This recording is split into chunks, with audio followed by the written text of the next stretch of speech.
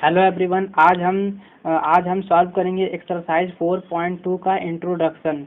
और इससे पहले वाले एक्सरसाइज 4.1 हम सॉल्व कर चुके हैं, जिसका लिंक एक्सरसाइज 4.2 के वीडियो में अपलोड हो जाएगा रहेगा।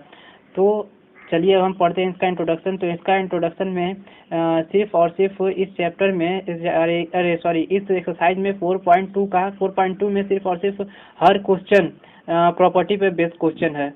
तो इसमें हम हर प्रॉपर्टी को अच्छे से सुनेंगे और समझेंगे। तो मैं चालू करने से पहले आपसे एक रिक्वेस्ट है कि आप लोग मेरे चैनल को सब्सक्राइब कर दें और वीडियो को शेयर कर दें। तो चलिए अब हम चालू करते हैं। तो इसमें है property first, the value of the determinant remaining unchanged if it row and column are interchange. ये बोल रहा है कि रो और कॉलम को जब हम रो और कॉलम के डिटरमिनेंट को जब हम इंटरचेंज करेंगे तब उसकी वैल्यू जो है वो अनचेंज हो जाएगी। जैसे देखिए ये क्या कह रहा है, ये बोल रहा है, इसको हम एक क्वेश्चन के बेस पे बताते हैं कि ये क्या बोल रहा है। जैसे यहाँ पे है determinant equal to determinant A1 A2 A3, ठीक, और B1 B2 B3 C1 C2 C3। अगर कोई डिटर्मिनेंट इसका दिया हुआ है, अगर इसका हम कॉलम को इंटरचेंज करते हैं रो में, कॉलम को हम इंटरचेंज करते हैं किस में, रो में, तो हम इसको जब हम कॉलम को इंटरचेंज करेंगे रो में तो ये मेरे पास आएगा। कॉलम को हम किस में चेंज कर रहे हैं, इस कॉलम को हम चेंज कर देंगे रो में। तो मेरे पास कॉलम कौन सा है, तो ये मेरे पास है A1 हो जाएगा, ये मेरे पास हो जाएगा B1 हो जाएगा, और ये मेरे पास हो जाएगा C1, और यहाँ पे मेरे पास हो जाएगा A2 B2 और C2, और यहाँ पे मेरे पास हो जाएगा A3 B3 C3। तो ये देखिए, ये हमें बोल रहा था, यही चीज़ हमें बोल रहा था कि अगर किसी रो और किसी कॉलम को जब हम इंटरचेंज करते हैं, डिटरमिनेंट को इंटरचेंज करते हैं रो और कॉलम की, तो उसकी वैल्यू जो है वो अनचेंज हो जाएगी। ठीक, जैसे यहाँ पे आप देख लिए कि ये अनचेंज हो गया है। तो यहाँ पे हम लिख सकते हैं डेल्टा इक्वल टू डेल्टा 1।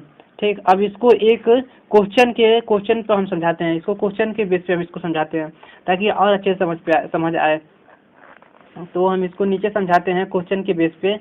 तो जैसे हमें कोई क्वेश्चन दिया हुआ है, डेल्टा डिटर्मिनेंट है मेरे पास, क्वेश्चन दिया हुआ है 2 -3 5 और 6 0 4 और 1 5 7। ये कोई मेरे पास क्वेश्चन दिया हुआ है, और इसको जब हम डिटर्मिनेट करेंगे, तो जैसे इसको हम डिटर्मिनेट करते हैं, ये तो हम बता ही चुके हैं कि इसको कैसे सॉल्व करते हैं। किसी कॉलम या किसी रो को लेते हैं तो उसको छोड़ते, जैसे हम रो सेकेंड के एलॉन्ग इसको वो कर देंगे, एक्सपेंड करेंगे। रो सेकेंड के एलॉन्ग इसको जैसे एक्सपेंड हम करते हैं यहाँ पे, तो ये मेरे पास है क्या, रो सेकेंड के एलॉन्ग कर रहे हैं, यानी इसके एलॉन्ग कर रहे हैं। तो ये मेरे पास है 6। तो 6 है, तो ये मेरे पास क्या रहता है, यहाँ पे क्या कौन सा साइन लगेगा, माइनस के प्लस का। तो हमने वीडियो में बता चुके हैं कि किस बेस पे माइनस लगाते हैं, किस बेस पे प्लस लगाते हैं, तो उसको आप लोग देख लीजिएगा। तो यहाँ पे लगेगा -6, ये वाली, ये चारों एलिमेंट मेरा माइनस में रहता है। तो ये -6, फिर हम यहाँ पे लिखेंगे 21 - 25। यहाँ पे क्या, इस वाली रो को और इस वाली कॉलम को छोड़ देंगे तो मेरा 3 7 जा 21, 5 5 जा 25। तो वही हम लिखे हैं 25 और 21। ठीक, और यहाँ पे अब इधर आइए, तो ये 0 है तो इसको लिखने का कोई मतलब नहीं है, क्योंकि 0 जो है तो मल्टीप्लाई करने पर सब 0 आ जाएगा, तो इसको छोड़ दीजिए। इधर आइए, तो ये मेरे पास क्या, ये भी निगेटिव है, तो यहाँ पे मेरा -4 इक्वल टू, अरे हाँ ठीक है, फिर इसको इस वाली रो को, ठीक, और इस वाली कॉलम को हम छोड़ देंगे तो 7 यहाँ पे, अरे सॉरी, इसको हम छोड़ देते हैं, ठीक, और इसको हम छोड़ देते हैं। तो ये 3 ये हो जाएगा 5 2 जा 10, ठीक, और ये -3 है तो यहाँ पे माइनस का साइन लगेगा, तो ये हो जाएगा प्लस, तो ये प्लस का 3 हो जाएगा। ठीक है, तो अब इसको हम सॉल्व कर लेते हैं। तो ये मेरे पास आ जाएगा 21 25, मेरे पास बचेगा 4 और 6 4 जा 24। तो यहाँ मेरे पास आ गया 24 माइनस यहाँ पे मेरा 13, 10 प्लस 3 13, 13 इंटू 4 50, 52। तो ये मेरे पास हो गया 52 इक्वल टू ये आ गया मेरे पास -28। इसको जब माइनस करेंगे तो ये मेरे पास आएगा माइनस का 28। फिर इसी तरह ये तो मेरा हो गया। अब इसको डेल्टा 1 को हम सॉल्व करते हैं, मतलब किसी कॉलम में हम सॉल्व करते हैं इसको, ठीक है। तो जब इसको हम सॉल्व करेंगे तो ये मेरे पास है 2, इसी चीज़ को हम सॉल्व कर रहे हैं, कॉलम को रो में चेंज कर रहे हैं। तो 2 और -305 -305 और यहाँ 547, ठीक है। ये हम इसके ही अलॉन्ग किए हैं, कॉलम फर्स्ट को इंटरचेंज किए हैं रो फर्स्ट में, ठीक है। तो यहाँ पे ये मेरा हो गया। अब इसको जब हम चेंज करेंगे तो जब इसको हम सॉल्व करेंगे तो ये वाली जो इसका आंसर आएगा जो इसका आंसर आएगा वो एक दूसरे के सेम रहेगा, अनचेंज रहेगा एक दूसरे से, मतलब कोई उसमें चेंजिंग नहीं रहेगा, आंसर जो है सेम रहेगा। तो चलिए हम इसको करके दिखाते हैं आपको। तो इसमें भी हम यही वाला लेते हैं रो और ये वाला कॉलम, ठीक है। तो रो सेकेंड के लॉन्ग हम इसको कर रहे हैं, तो यहाँ पे लिख देते हैं रो सेकेंड। और यहाँ पे आप देखिए यहाँ पे -3 है, तो यहाँ पे मेरा हमेशा निगेटिव रहता है, तो माइनस और माइनस प्लस हो जाएगा, तो यहाँ +3 हो जाएगा। और यहाँ पे जब हम करेंगे इसको इसका डिटर्मिनेंट लिखेंगे तो ये वाली और ये वाली रो सेकेंड और कॉलम फर्स्ट छोड़ना पड़ेगा। मेरे पास हो जाएगा 7 6 जा 42, सॉरी 42 और 4 1 जा 4, तो ये -4, सॉरी इस तरह करते हैं इसको 42 और -4, और यहाँ पे 0 है तो इसका कोई मतलब नहीं है, 5 पे आइए। तो यहाँ पे मेरा 6 का सिंबल लगेगा, माइनस का लगेगा, और यहाँ पे मेरा हो जाएगा यहाँ पे 5 हो गया। अब ये वाली रो और ये वाली कॉलम हम छोड़ देंगे, ठीक है। तो 2 4 जा 8 और 6 5 जा 30, तो -30, ठीक है। फिर 42 में -4 करेंगे, 42 में -4 करेंगे तो ये मेरा 42 में से -4 करेंगे तो मेरे पास हो जाएगा 38, और 38 में 3 का मल्टीप्लाई करेंगे तो मेरा हो जाएगा 138, ठीक। माइनस का साइन लगेगा यहाँ पे, और यहाँ पे आइए, यहाँ पे 30 में से माइनस करेंगे 8 तो मेरे पास हो जाएगा 22 इंटू 5, 22 इंटू 5 मेरे पास हो जाएगा 110, और यहाँ माइनस है यहाँ माइनस है तो ये हो जाएगा प्लस, तो ये मेरे पास बन गया 110। और जब इस माइनस है या प्लस है तो ये हो जाएगा मेरा माइनस, तो ये माइनस का मेरे पास आ जाएगा 28। ये देखिए ये और ये एक दूसरे के अनचेंज है। तो यही हमें क्वेश्चन में सॉल्व करना था, मतलब क्वेश्चन में बताना था। यही प्रॉपर्टी फर्स्ट बोल रही थी कि किसी रो और किसी कॉलम को जब हम इंटरचेंज करते हैं तो उसका जो डिटर्मिनेंट वैल्यू आता है वो अनचेंज रहता है। ये प्रॉपर्टी फर्स्ट बोल रही थी। तो ये मेरी प्रॉपर्टी फर्स्ट सॉल्व हो गई। अब हम इसकी प्रॉपर्टी सेकेंड पढ़ेंगे। इसकी सेकेंड प्रॉपर्टी है इफ एनी टू रो और कॉलम, मतलब 2 रो और 2 column of a determinant are interchanging then sign of determinant change. मतलब ये बोल रहा है कि 2 रो और 2 प्रॉपर्टी सेकेंड बोल रही है मेरी, 2 रो और 2 कॉलम को जब हम इंटरचेंज करेंगे तो उसकी जो साइन है, डिटर्मिनेंट की साइन जो है वो चेंज हो जाएगी। जैसे कुछ इस तरह से वो बोल रहा है, वो जैसे हम बताते हैं वो क्या कैसे बोल रहा है। जैसे ये कोई डेल्टा है, ये डिटर्मिनेंट है, यहाँ पे मेरे पास दिया हुआ है A1 A2 A3, और यहाँ पे B1 B2 B3 C1 C2 C3, कुछ इस तरह से हमें दिया हुआ है डिटर्मिनेंट। और इसको जब इसका हम इंटरचेंज करेंगे, जैसे हम इसका इंटरचेंज करते हैं, रो फर्स्ट से रो थर्ड का इंटरचेंज कर लेते हैं।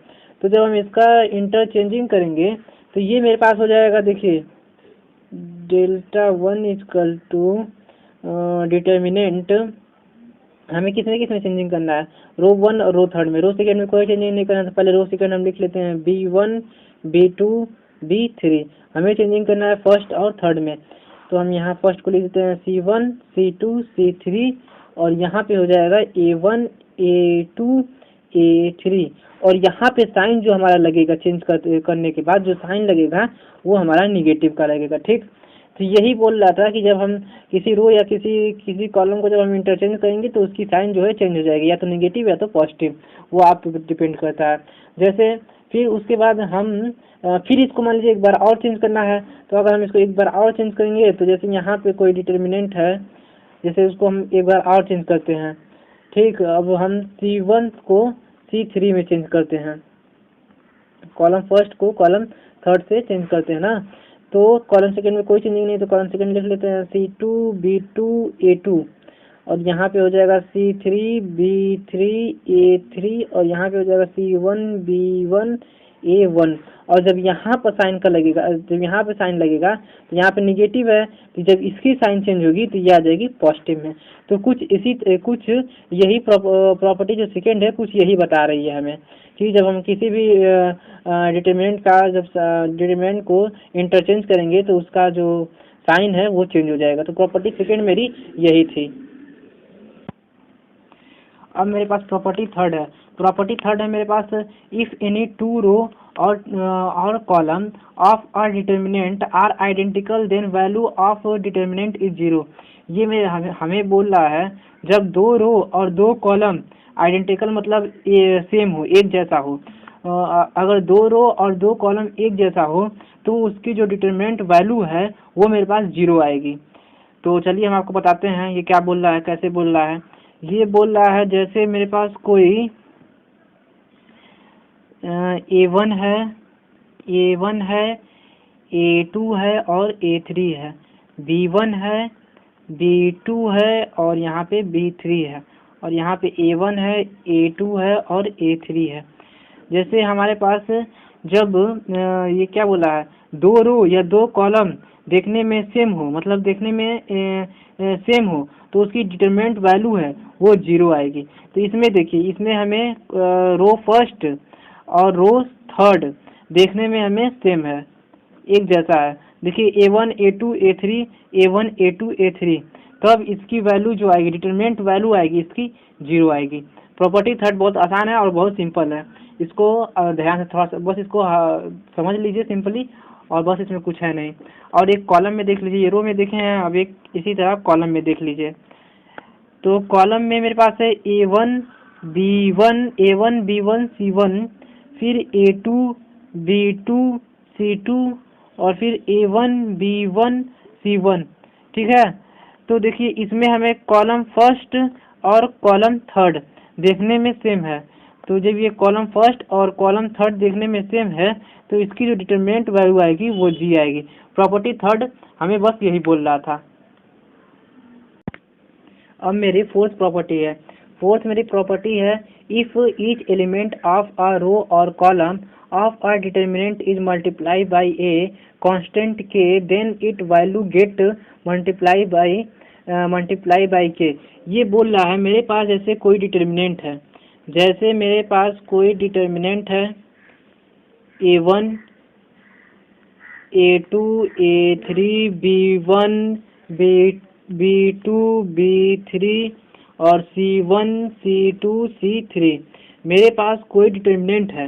जब उसको हम इंटरचेंज करते हैं, जैसे इस एलिमेंट को जब हम इसका किसी भी के कांस्टेंट से जब उसको हम मल्टीप्लाई करेंगे, जैसे किसी भी के कांस्टेंट से जब उसका मल्टीप्लाई करेंगे तो जो उसका रिजल्ट आएगा, जैसे कोई इसका इस तरह रिजल्ट आता है, उसका के कांस्टेंट से हमें मल्टीप्लाई कराना है किसी एक रो या किसी कॉलम में।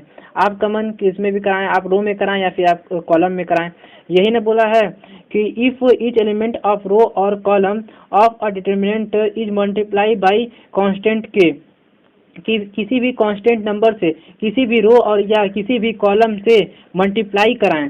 जैसे जब इसको किसी भी रो या किसी भी कॉलम से मल्टीप्लाई कराना है तो हम इस कॉलम फर्स्ट में के कांस्टेंट से मल्टीप्लाई करा के हम आपको दिखाते हैं। तो मेरे पास हो जाएगा K1 के B1 के C1, और ये जैसा है वैसे लिख देंगे A2 B2 C2 और ये A3 B3 C3। यही बोला था हमें कि तब उसके बाद जो उसका आंसर आएगा वो आंसर मल्टीप्लाई बाई के में आएगा, मतलब जो उसकी वैल्यू आएगी वो के मल्टीप्लाई में आएगी। तो अगर हम इसको के को बाहर निकाल लेते हैं, इसमें से के हम इसमें से कॉमन लेकर बाहर निकाल लेते हैं, तो मेरे पास आएगा A1 A2 A3 A1 A2 A3 B1 B2 B3 C1 C2 C3। ये हमें बोल रहा था कुछ इसी तरह से उसका आंसर आएगा। ये हमें क्या बोला था, इफ ईच एलिमेंट ऑफ रो और column of a determinant is multiply by a constant के, मतलब किसी भी डिटरमिनेंट में किसी भी कांस्टेंट नंबर का जब हम मल्टीप्लाई कराएं तो वो उसका जो आंसर आएगा मल्टीप्लाई बाई के आएगा। देखिए मल्टीप्लाई बाई किया आया है, मेरे के डिटरमिनेंट में मल्टीप्लाई आया है। तो ये कुछ जो मेरा प्रॉपर्टी 4 बोल रहा था वो यही बोल रहा था कि के जो है वो किसी डिटरमिनेंट के मल्टीप्लाई में आएगा। तो के को हम कॉमन लेके बाहर ले लिए हैं, तो मल्टीप्लाई में ये है। ठीक, जैसे अब हम इसको हम एक क्वेश्चन के थ्रू समझाते हैं ताकि और इसे ये आप लोग को अच्छे से समझ में आए। ये थोड़ी डिफ़िकल्ट प्रॉपर्टी है और इसको थोड़ा ध्यान से समझिएगा। जैसे हम किसी इसे कोई हम ले लेते हैं एग्जाम्पल 9। एग्जाम्पल मेरा 9 है, एग्जाम्पल 9 हम आपको बता रहे हैं अभी। तो एग्जाम्पल 9 ही प्रॉपर्टी 4 के बेस्ड है। तो हम आपको बताते हैं, जैसे हम कोई डिटर्मिनेंट ले लिए हैं, जैसे हम लिए हैं 102 और 18 और 36 और 1 है और 3 है, 4 है, 17 है, 3 है, 6 है।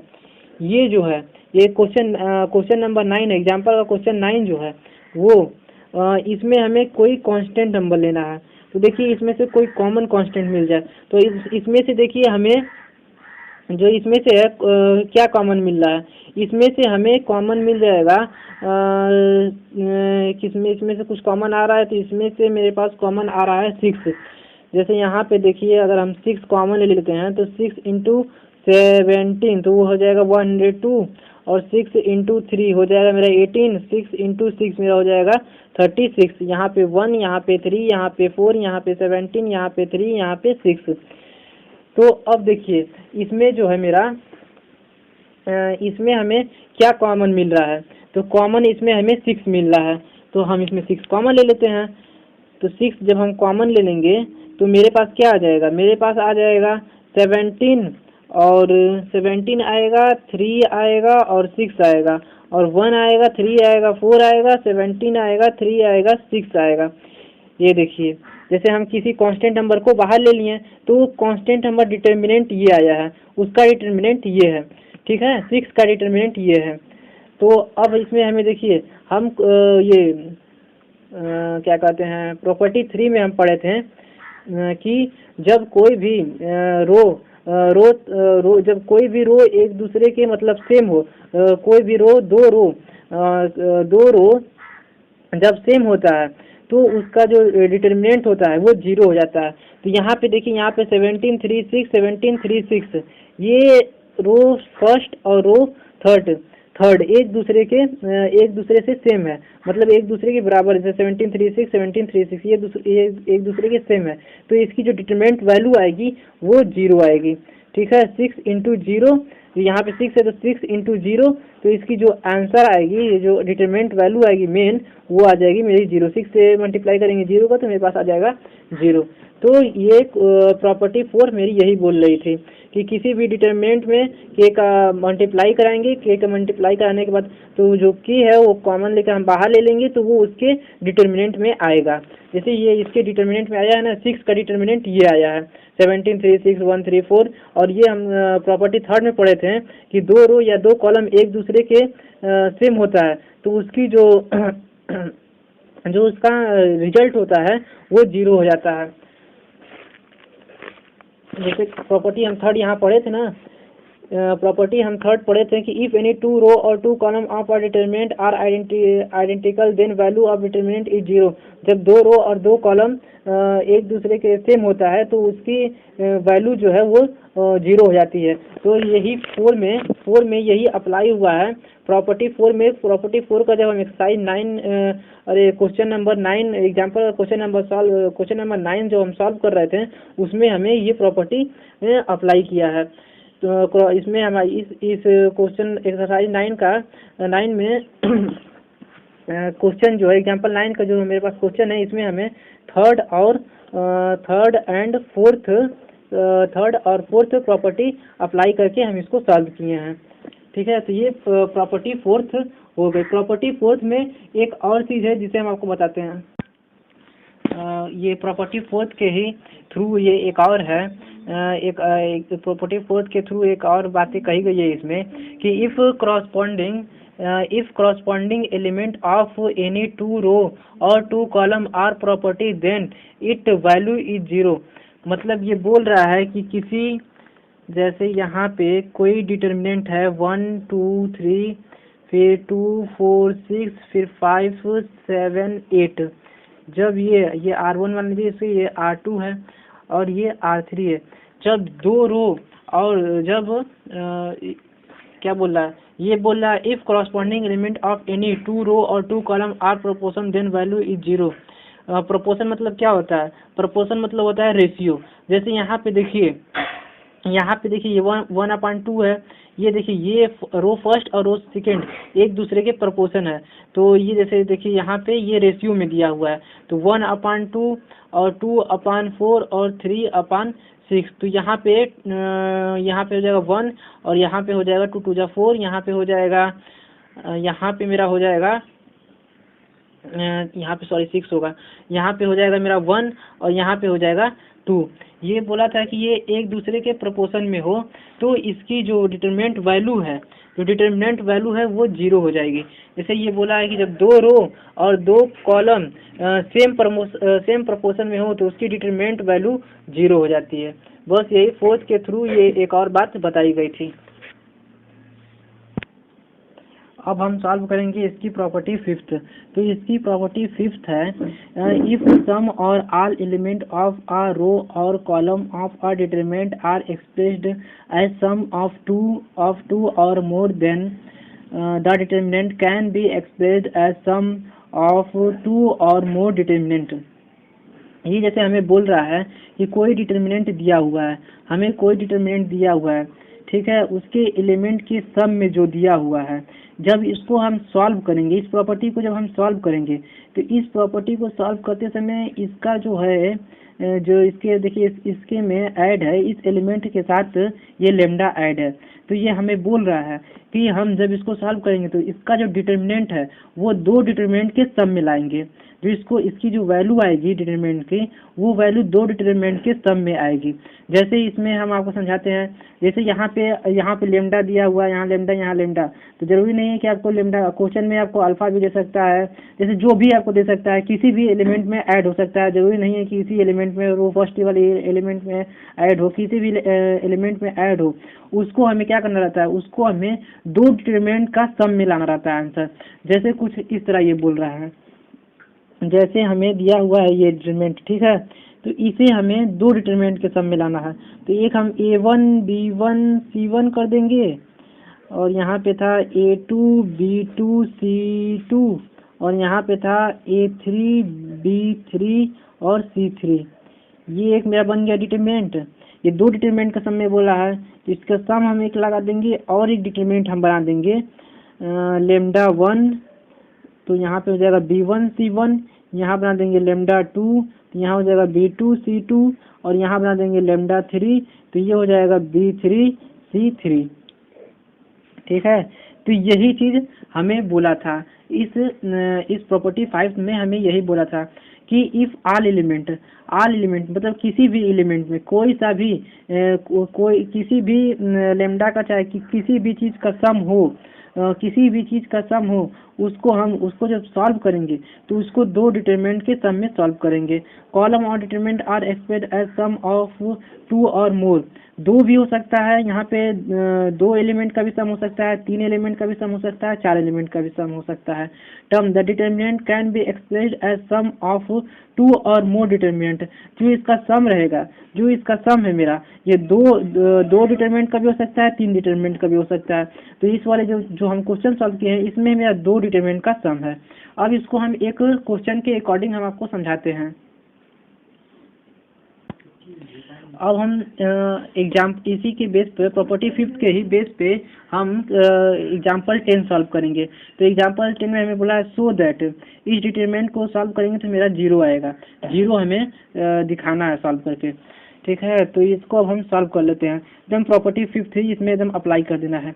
बस यहाँ पे 2x 2y और 2z यहाँ पे ऐड है।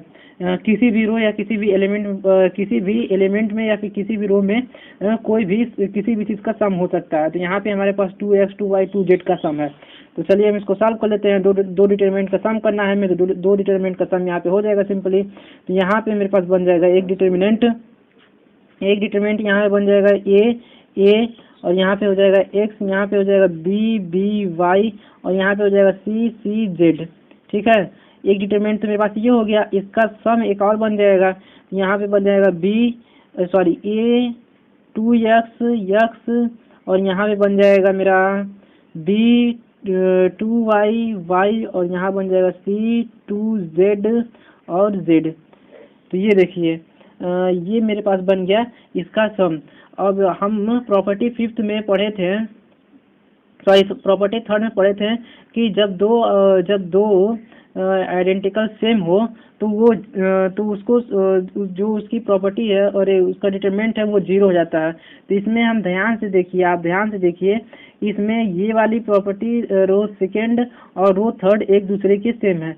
अगर इसमें हम 2 कॉमन लेते हैं सब में से, अगर यहाँ पे हम 2 कॉमन लेंगे तो ये 2 हट जाएगा, ये 2 हट जाएगा, ये 2 हट जाएगा, ठीक है। तो x से x कट जाएगा, y से y, z से z। तो ये मेरे पास बन जाएगा, ये एक दूसरे से सेम है तो ये मेरे पास बन जाएगा 0। जैसे यहाँ पे अगर हम निकाल के आपको बताते हैं 2x और 2y और 2z, तो इससे ये कट जाएगा, इससे ये कट जाएगा, इससे ये कट जाएगा, ठीक है। तो ये जब मेरा कट गया, हम प्रॉपर्टी थर्ड में पढ़े हुए थे जब सेम रहता है आइडेंटिकल, तो ये मेरा ये जो मेरे भी डिटरमिनेंट होता है वो मेरा 0 हो जाता है। तो यहाँ से तो ये सिंपली हम बोल सकते हैं कि ये वाली जो डिटरमिनेंट है ये मेरी हो गई 0 और यहाँ पे ये वाली जो डिटरमिनेंट है ये मेरी है 0, ठीक है। तो ये हम यहाँ पे लिख देंगे R1 and R2 row first और रो सेकेंड आइडेंटिकल है। तो ये मेरे पास बन जाएगा 0 + 0 = 0। तो इस वाले में तो यहाँ से मेरा कट के यहाँ पे हो गया 0, एक इधर से एक मेरा ये LHS मान लीजिए, ये LHS है, ये RHS है, ठीक है, ये RHS है। तो देखिए मेरा LHS में तो यहाँ से आ गया 0 और RHS में यहाँ से आ गया C B A। तो ये हो गया मेरा एक LHS से 0 हो गया और प्लस एक R